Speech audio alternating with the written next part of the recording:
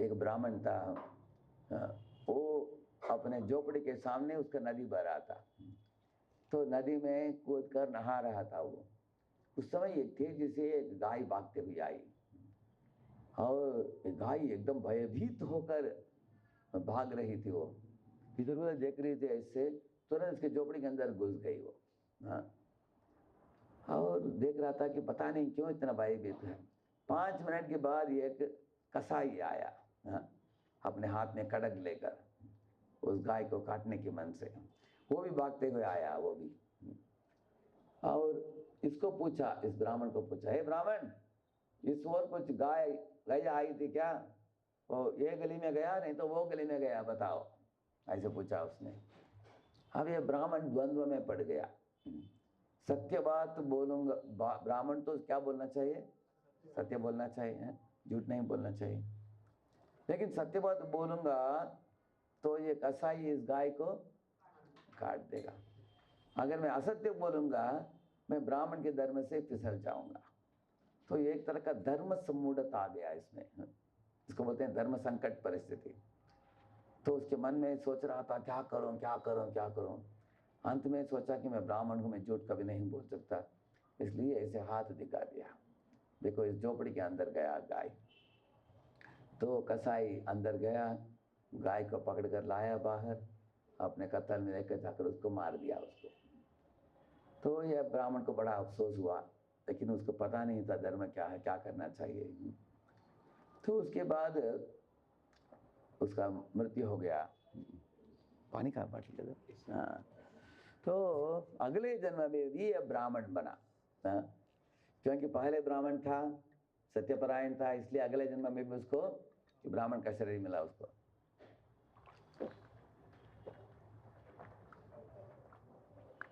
तो अभी क्या हुआ, ये ब्राह्मण एक दिन ऐसे चलते चलते चलते फिरते एक गांव छोड़कर दूसरे गांव, ऐसे कुछ भ्रमण में था, सफर में था।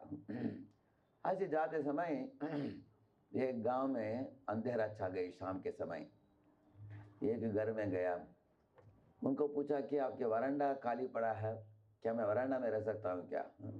उन दिनों में आप देखेंगे घर में, घर के बाहर एक वरांडा होता है, ऐसे भी होता है ऐसे लेटने के लिए। पता नहीं आप लोगों ने देखा होगा, गांव में होता है ऐसे। ऐसे खाली पड़ा था वरांडा।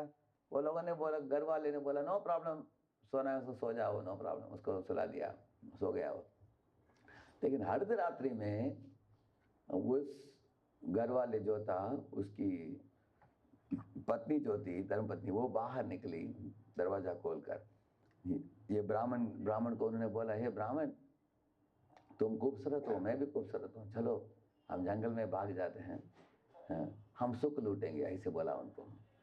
ये ब्राह्मण बोला, क्या बोल रही हो तुम शादीशुदा है, तुमको पतिव्रता नारी होनी चाहिए, तुम इस तरह अधार्मिक बातें क्यों करते हो? महापाप, बोलना सोचना भी पाप है, ये बोलना और भी महापाप है।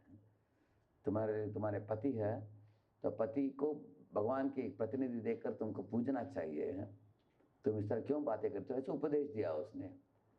ये जो थी वो बोली, तुमने मेरी बात नहीं माना, अभी देखो मैं क्या करती हूँ।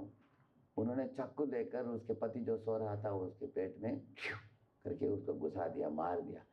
वो व्यक्ति चिल्लाया, आ करके चिल्लाया, चिल्लाते हुए मर गया वो। हाँ, तुरंत ये स्त्री क्या क्या, ये भी चिल्लाने लगी, चीखने लगी।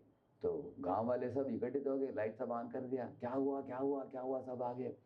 तब ये बोले कि देखो, ये ब्राह्मण जो था शाम को बोला कि इसको लेटना है बाहर वरांडा में, लेकिन अर्धरात्रि में मेरे पति को मार कर मुझे अपहरण करना चाहा, इसलिए मैं चिल्ला रही थी, ऐसे बोली।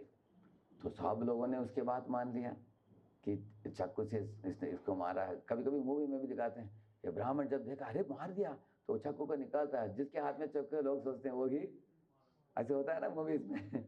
ऐसे ही हो गया है ब्राह्मण का। लेकिन लोगों ने बोला कि ये तो ब्राह्मण है, ब्राह्मण को मृत्युदंड नहीं देना चाहिए, क्योंकि वेदों को पढ़ा है, उसको दंड नहीं देना चाहिए। क्योंकि हाथ से इन्होंने खून की है उनको, इसलिए इनके हाथ को काट दिया जाए, ऐसे पंचायत के लोगों ने निर्णय लिया। तो ब्राह्मण के हाथ कट गया। हाँ, उसके बाद वो रोते हुए निकल गया उस गांव से। तो अगले दिन जब लेटा था वो जंगल में, तो भगवान का प्रार्थना किया कि ये क्या हुआ, मैंने क्या गलती की। मैं तो उस स्त्री को धर्म का बोध बताया, अच्छी बात ही बताया मैंने, तो इसके बदले मुझे हाथ कट गया, मेरा गलती क्या था। तब भगवान की कृपा से उसको एक भगवान ने जानकारी दिया, देखो ये जो व्यक्ति मरा अभी, वो कौन था, पूर्व जन्म में वो ही कसाई था। हाँ? और वो स्त्री जो थी वही गाय थी। हाँ? गाय बनकर आई है, क्या बनकर, वो पत्नी बनकर आई है वो। और वो पति जो था कौन है, कसाई। और ये ब्राह्मण, वो ही ब्राह्मण था। हाँ? क्योंकि उसने उंगली दिखाया ऐसे, गाय अंदर गई, इसलिए उनके हाथ कट गया।